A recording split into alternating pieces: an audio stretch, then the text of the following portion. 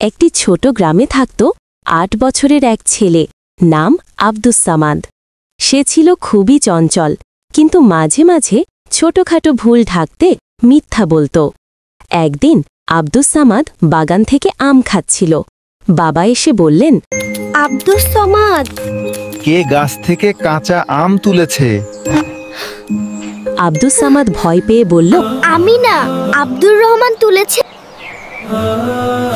বাবা কিছু না বলে চুপ থাকলেন।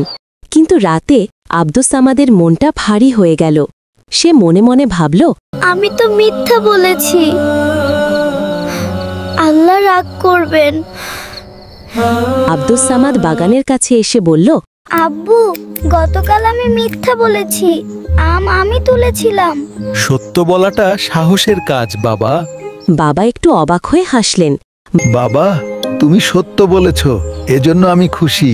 মিথ্যা মানুষকে ছোট করে, কিন্তু সত্য মানুষকে বড় করে। আব্দুস সামাদের মুখে হাসি ফুটল।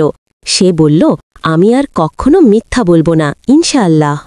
কয়েকদিন পর গ্রামের মসজিদে ইমাম সাহেব বলছিলেন, যে সত্য বলে আল্লাহ তাকে ভালোবাসেন। আব্দুস সামাদের চোখে আনন্দের ঝিলিক। সে নিজে নিজে বলল, আমি আল্লাহর ভালোবাসা পেতে চাই। শিক্ষা: সব সময় সত্য কথা বলা উচিত। মিথ্যা বললে আল্লাহ রাগ করেন। সত্য বললে সবাই ভালোবাসে আর আল্লাহ খুশি হন।